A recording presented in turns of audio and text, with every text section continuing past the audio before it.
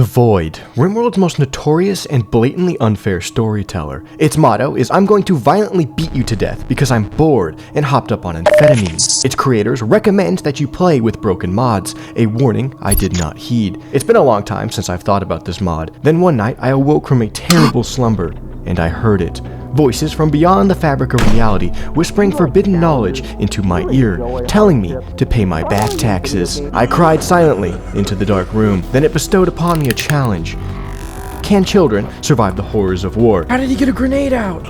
Massive kaiju battles, severe malnutrition, and most dangerous of them all, a ruthless pharmaceutical corporation trying to further humanity into heights not thought possible.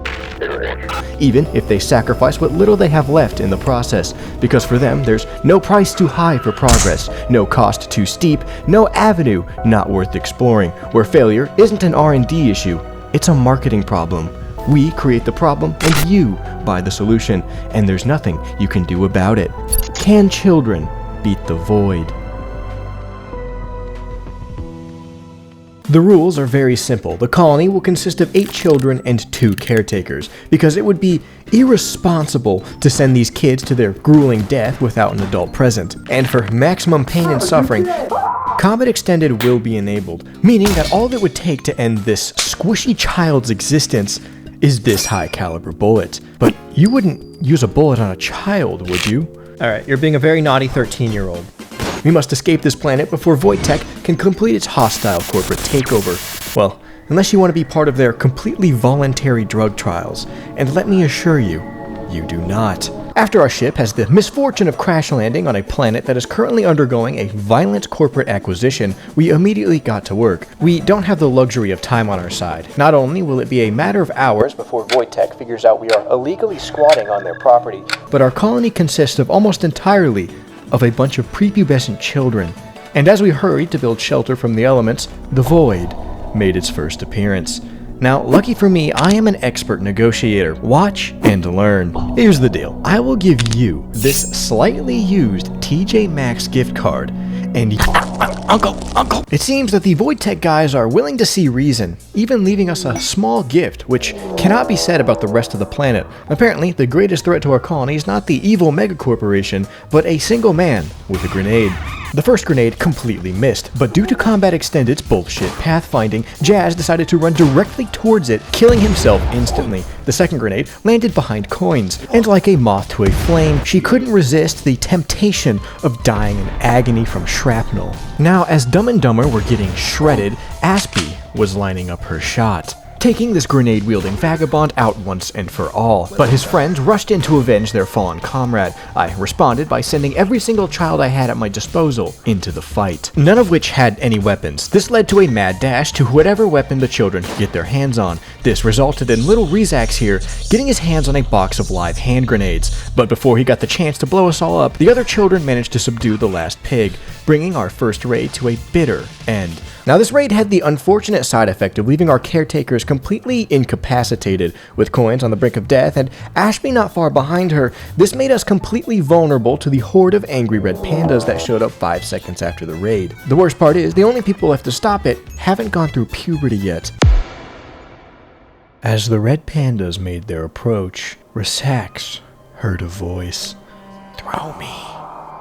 Throw me. I know you want to. You puss." Watch this, watch this, watch this. Did he just drop that on his...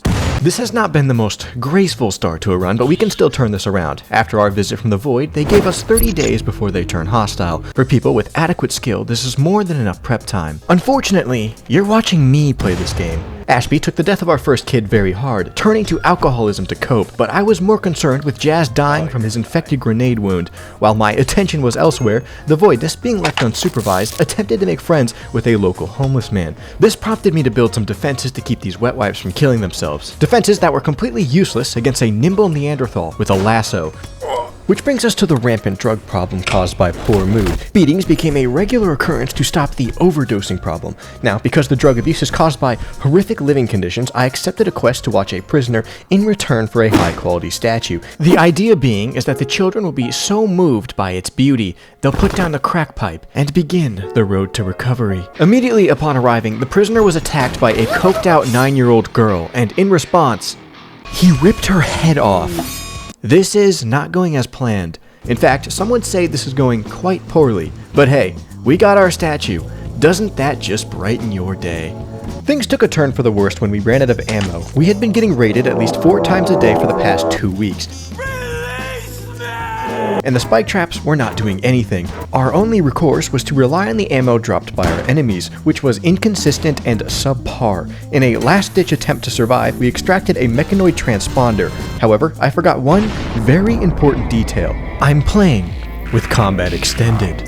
The only thing between us and advanced mechanoid technology is this Scyther, which shouldn't be too much of an issue considering we have an LMG with armor-piercing rounds. But Coins had other plans for us. With the mechanoid bum rushing us, we had no time to deal with her temper tantrum, but without her, my tactical squad of preschoolers stood no chance. I could do nothing but watch in horror as my children were sliced into meat kebabs, while Ashby ran around in a drunken haze before getting sliced herself, condemning the last children to die a gruesome death.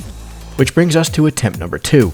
Now, not only did attempt 2 fail, it failed harder than the first attempt, and it's all thanks to the delicacy known as Cryptozip. Is life getting you down? Are you tired of sleeping? Is every waking moment of your life a nightmare, and you just can't stop the voices from screaming? Well, after a $10 million lobbying campaign, the cure can be found at any over-the-counter drugstore. Finally, you can stay awake for a week at a time with minimal side effects. Don't believe me? Here's a doctor. You can be rest assured that Cryptozip is completely safe. And those rumors you hear about it being addictive are just not true. People are just so happy to be free from pain that they're shaking with excitement for their next dose. Hell, I even give my own boy a good dose of Cryptozip. Daddy, I'm cold. Good lad. So join the Crypty crew today. Take back control of your life, one pill at a time. Cryptozip is a drug designed purely to drive me to insanity, turning a normal raider into a super speed, roided up monster where bullets are merely a suggestion. And if this man had anything other than stink bombs, we would have died immediately. But ironically, that would have put me out of my misery faster. Upon his death, he dropped 2 Cryptozip pills. Immediately, Doki Dirge started popping them like they were Tic Tacs, which put him into cardiac arrest while attacking rats. He needed to be put down like a dog, because I was scared he was going to kill everybody before succumbing to his heart attack. We were still reeling from the effects of our first crackhead conundrum, and with the execution of Doki, the mental breaks went through the roof, which made us completely unprepared for what happened next. Introducing the bane of my existence, the Stalker. The Stalker is a void tech abomination that will show up without warning and eat you whole. I learned that the hard way on attempt 3, which lasted all of 10 minutes. But compared to later monsters, this thing is actually quite weak, if you're properly prepared. As long as you have some armor-piercing rounds and a small child as bait, you can kite the monster until it inevitably dies of infection. Yes, you will probably lose some children in the process, but like a Victorian-era mother, I don't expect all my kids to make it through the night. That's why I had 8. And unfortunately, some of them are going to get eaten. It's becoming clear to me that we need a radical change in strategy. All 4 of these attempts didn't even make it past the grace period of 30 days, which brings us to attempt 5 and 6. Both failed in their own spectacular way. Lebowski! However, those failures brought valuable lessons. The first lesson being, extreme violence prevails. Enter Content Supported, a 12-year-old boy with a predisposition for extreme violence, where others gaze into the horrors of the void, falling victim to its corrupting influence. Content Supported stares into the void and smiles, because he was never sane to begin with, and the only feeling he cares for is the blood of his enemies soaking his hands. Unfortunately, his strongest asset became the very thing that did him in. No! No! and with his death, our colony immediately collapsed in on itself. Because that's what happens when your entire defensive strategy is send in the deranged middle schooler. But it wasn't all bad. The death of Content Supported gave me a great idea. In order to survive the void, you must embrace it, like Content Supported did. You're playing by his rules now, and if you resist, you will be molested. Introducing cannibalism, the answer to all my troubles, turning raiders from an annoying daily inconvenience into an infinite food glitch, all while removing the pesky -20 I just saw a dead body in the Walmart parking lot mood debuff. However, I didn't know it yet, but I was about to learn a very cruel lesson. So, I start up a new run, built defenses, and ate anyone stupid enough to walk through them. Their weakness becomes our strength. We take a quest with the Empire to rescue a local government official for no other reason than more meat for the machine, and he rewards us with a Psylink. And, as if on cue, during the bestowing ceremony, guess who just walks in like he owns the place? Lucky for us, the Imperial Guards made short work of him. We finish the ceremony, which grants us access to psychic powers. I immediately choose the Protector path because in a world full of hand grenades, it's helpful to have a shield. Now, did I get a chance to use any of these abilities? No. The Void had been angered. The Stalker was killed too easily, so he sent his big brother. If the Stalker was small cell lung cancer, the Black Leaper would be a hand grenade in your anal cavity. It completely wipes the floor with the traitors, played dead for funsies, then got back up like nothing happened. So I locked the doors and waited for a raid to deal with this for me. In hindsight, this was the worst idea I have ever had, because who else would show up but men with goddamn grenades? And it wouldn't be a grenade raid if two of them weren't currently double dosing on Cryptozip. By throwing 70 grenades, they managed to knock the Leaper to the ground, which merely inconvenienced it. The bombing campaign also left a hole on the side of my base. Now there's nothing between us and the angry men with boom boom balls. The fiends start setting my field ablaze, and once they grew bored of that, the bombing began. Naturally, two kids decide to get on the ground right in front of the wall. The crackheads, who now have caught the smell of unattended children, rushed in, tossing a grenade at Lebowski and curb-stomping Ashby into the dirt. Meanwhile, the other children and Shaquitas retreat to a bedroom. But Shaquitas could not take the pressure of an active war zone and has a mental breakdown. So, as a Hail Mary, the children are going to charge at the Grenadiers with everything they have. And unfortunately, all they have are middle schoolers. In order to even the odds, I sent High Point to grab a knife and stab the man with a gun. But right as that's happening, the suicidal crack addict pulls the pin of a grenade and drops it about 3 inches in front of him. I then smash my keyboard and force quit the game. The definition of insanity is doing the same thing over and over again, expecting a different result. No matter how much I try, no matter how much I run, the grenades always come. When playing the Void, it's not a question of if the Grenadiers come. It's a question of who's going to scrape you off the wall when they're done with you. But I'm not going to give up, because quitting is for losers. I don't care how scary the heart palpitations are, I will not stop drinking energy drinks while ego lifting. New attempt, a new crew, except this time I gave myself an ace up my sleeve, a single precision rifle with armor-piercing rounds. And after seeing our spawn location, I knew this was going to be the run. So, as the children got to work building shelter, I sent Crockett to grab the mechanoid transponder. After killing a Scorcher, we now had access to basic mech tech and a mech link, which we promptly inject into Mr. Brainioid's head. I then quickly set up a crude power system and basic mech infrastructure. We're going to be relying heavily on these mechs for daily household chores, because believe it or not, children haven't been the most reliable workforce. Also, depending on a 7-year-old to build a high-end electrical system doesn't seem like the best idea. To prepare for the inevitable grenade extravaganza, I surround the main part of the base with an extra wall. We're done taking chances here. I have learned from my past mistakes. Next step, ammo. I only gave myself 200 armor-piercing rounds for that precision rifle, which will run out extremely fast, especially since we switched to a high-protein diet. Our carnivorous tendencies is also single-handedly keeping my colonists from having a mental breakdown, as long as the meat keeps flowing. And flowing it was not. For some reason, we are no longer getting raided 3 times a day, which has effectively cut off our entire food supply. We can grow as much rice as we could ever want, but without the succulent and tender flesh of our enemies. Is life really worth living? So I see no other option than to cozy up with the Empire, if not for the psychic powers, effectively making Smokey a field medic with an unlimited amount of IV morphine mixed with antibiotics. Their quests usually involve dismembering their enemies, and the Empire, in its infinite generosity, lets us eat the corpses. Glory to the Empire! Long may our Emperor reign. But we still have to wait for quests to come in, which means our cannibalistic daycare is about to throw a tantrum.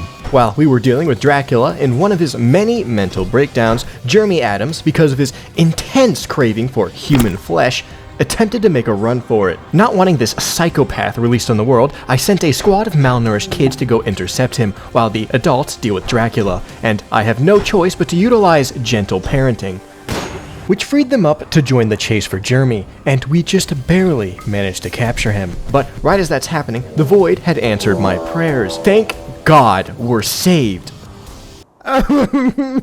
It's safe to assume at this point I have completely lost my mind. I need to kill people. I want to eat them. We are starving. I did not invest in agriculture. These were dark times for us. Our only glimmer of hope was watching a Baron's Siamese cat named Herman send me the enemies of the Empire, and I will ask for ketchup. But in this world of despair, hope is a weakness, and weakness gets crushed by giant monsters. Lucky for us, the Empire's brave tax collectors were standing right outside our base. Glory to the Empire, and the ones that fall shall be repurposed. Take their corpses! Eat them! God bless the Empire. The more this challenge goes on, the more I realize the only difference between me and a rabid dog is I have opposable thumbs. Thanks to the Empire's glorious sacrifice, we managed to get enough food for the next week. Unfortunately, the Leaper didn't feel a thing, probably because the tax collectors were wielding nothing but comically large hammers. But we have an ace up our sleeve. On our comms console is a button that under no circumstances should you press. A button that is guaranteed to bring certain doom, and I am going to press it.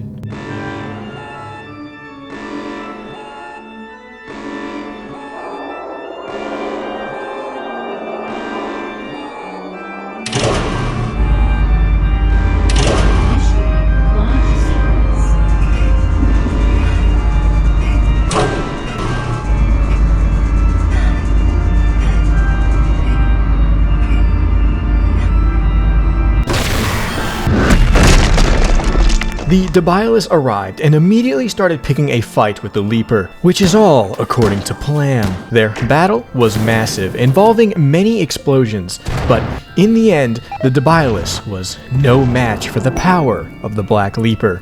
But this is exactly what I wanted. You see, if the Debilis were to survive, we would have died instantly. But now, the Black Leaper is damaged enough to where all we have to do is wait. Oh, death in 24 hours! Yes! And with that, for the first time, we survived. Oh, it went down. We managed to survive the Great Void Filter, a filter that all previous playthroughs crumbled before. Our reward was a big fat juicy raid, and because technically we have defeated the Debilis, we unlocked the next stage of mech tech. But now the Void is going to start taking us seriously, and trust me when I say, you don't want him to do that. If you thought the Void was bad when it was friendly, then you are in for a very rude awakening. Something is coming. Something far worse than the horrors we have seen so far. Something so bad that all we can do is pray. Pray for God to show us mercy, because the Void certainly won't. We are now in uncertain waters. We've never gotten this far before, and the stress of living here has physically aged my children greatly, which is an amazing in-universe explanation for forgetting that child aging was on 400% by default, and I didn't catch it until it was far too late. Good news, the raids are back in full swing, and we are no longer dying of starvation. The bad news, the raids are back in full swing, and now we're just dying. My children may have gone through puberty, but I can assure you, they haven't gotten any smarter. Oh, he's stealing him. He's stealing my kid! My motherly instincts immediately activated. Without thinking, I sent Crockett to go out and save him, which did not go as planned. Oh fuck, they're shooting. Okay, he's gone. Get back inside. Get back inside! Get back inside! Stop running outside! I love Combat Extended. Now, 2 people are getting kidnapped today. No. They managed to take Dracula, but a lucky shot managed to knock down Crockett's kidnapper. However, Cancerface here was not about to let this unconscious maid full of bullet holes go to waste. Lucky for us, June was hot on his heels, stopping Cancerface from running away. Smokey rushes in with a chain shotgun. Finally, I can put this goddamn raid to an end. Oh my... You know what? I gotta hand it to June here. Not many kids can take a slug round to the torso and survive. Honestly, I'm a little impressed. As we tended to Crockett's wounds, Mr. Brain bleeds out because I wasn't paying attention. But this raid wasn't a complete shit show, because we found something worth its weight in gold. Oh, this is a teenage girl!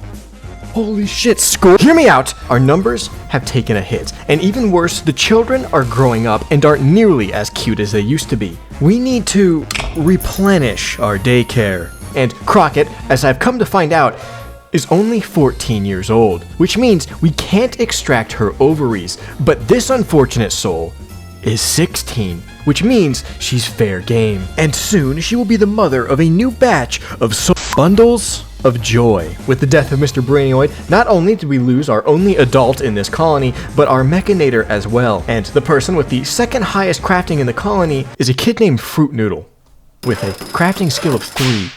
Well, they can't all be winners. But I can't let lack of experience hold back progress. With no other viable option, Fruit Noodle's gonna have to be our new mechanator. And because we are in the next stage of mech tech, we now have access to my favorite mech, the Tunneler, the Rimworld equivalent of a tank that comes with its own shield. And when it's not crushing my enemies to death, it's mining succulent resources for me. In order to get the plasteel required to make this monstrosity, I create a caravan for the sole purpose of selling human skin. Because at this point in the game, we have stockpiled quite a lot of the stuff. As I buy what I need for my weapons of war, something catches my eye.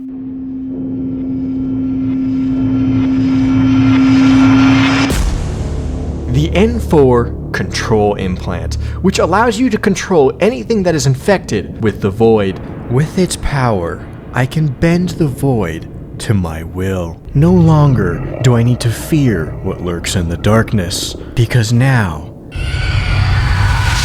it's my pet. And the first thing I do after taming this monstrosity is name it Dong Boy, because I am incredibly immature. With the plasteel purchase with human skin, I finally created my Tunneler, and a Tunneler paired with Dong Boy basically makes us unkillable. Now, remember that 16-year-old girl we graciously took in? Well, we have a problem. Nobody is old enough to inseminate her eggs, which means we can't grow a new batch of children, which is unacceptable. Just look how dirty these floors are. Who's going to clean up this mess? But I am a scholarly man. Instead of the usual execute then consume, what if we took the best breeding age men that survived the kill box, enslaved them, and milked them for all the man juice they're worth? Then I can create a new batch of children with genetic traits of my choosing. Some of you may refer to this as eugenics, but I prefer to think of it like dog breeding. Things were finally starting to go my way. But the Void has a way of creeping up on you. During, at this point, what has become a routine weekly battle, we got our first Void raid. The past 6 hours of my life flashed before my eyes. There was a small glimmer of hope when the Black Leaper turned against the Voidlings, but in this world, hope is a weakness, and the weak get anally penetrated. Motherfucker has a bottle of wine. The only way we're going to survive this is if somebody is sacrificed. I gave the order. Anyone that is not a child will be sacrificed. The Voidlings made quick work of my Tunneler and immediately rushed into the kill box. I tell Henry to engage him, anything to stop him from shooting that death machine. Meanwhile, the rest of the crew is getting shot in the face. Henry loses her head, which frees up Grungier here to give June a death by firing squad. This was a complete disaster. We didn't stand a chance. But worst of all was the execution of Dong Boy, my pet stalker I had for literally 5 minutes. Once the Voidlings grew bored, they ran out with my son June and left. I can only imagine the horrors that he will be put through. Don't worry, kid. It'll all be over soon. Hello! Now, we wouldn't want to miss the show, would we? Now, not all is lost, because with the eggs from that teenage girl we kidnapped, we're going to be able to slowly replenish our numbers. We immediately got to work repairing the base. Very soon, we were back up to full strength. But in the void, full strength isn't going to cover it. I need more children. And in order to get more children, I need to put Plu here back in the oven for just a little bit longer until he turns 14. That way he can fertilize the eggs that we have collected from our very willing participants. Some of the children will immediately be put to work, but others, they will be reborn with steel and iron. As the children grow, I will be researching, building, and gathering as many resources as I possibly can until finally I have enough to create the ultimate super soldier, something capable of killing a voidling. And I accidentally made him turquoise because I'm a moron. Oh, he's teal. Oh, mother. And after giving this 13-year-old war machine a lobotomy and an anti-material rifle the size of 2 people, we stand a pretty good chance. But I could see the writing on the wall. The void was growing in power. Its corrupting influence grows stronger every day. It's becoming clear. We must escape. But before the first structural beam could be hammered into the ground, disaster struck when a raid set off a chain reaction of 30 infested chunks. Lucky for us, this was the perfect chance to test out our ultimate weapon. And lobotomy be damned, my boy knows how to kill some bugs. After the battle, I felt confident we were going to get through this. You could almost say, I have hope for the future. But by now, we should know what happens to hope in this world. Hope gets you 8 transport pods containing very angry voidlings hurling towards you at supersonic speeds.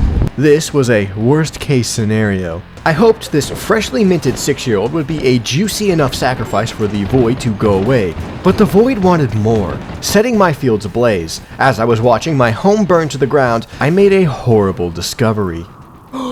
They turned my own son against me. He knows everything about us, our strengths, and more importantly, our weaknesses. He busted into my industrial waste storage unit holding nothing but a match. Stop! You don't have to do this. We're your family. Please, don't make me do this. June, we can go back to the way things were. You don't have to do this, June. Please, just put down the mask.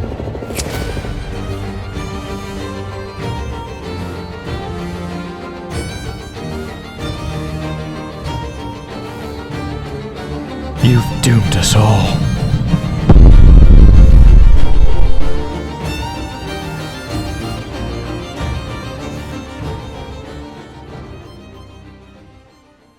The resulting toxic cloud immediately killed everybody except for 2 people.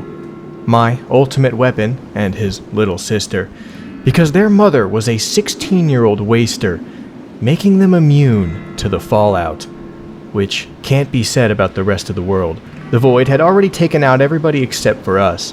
Now, the fallout has taken them out as well, leaving 2 people on a desolate planet, alone. For the rest of their days, a life free from the void, but free from everything else as well.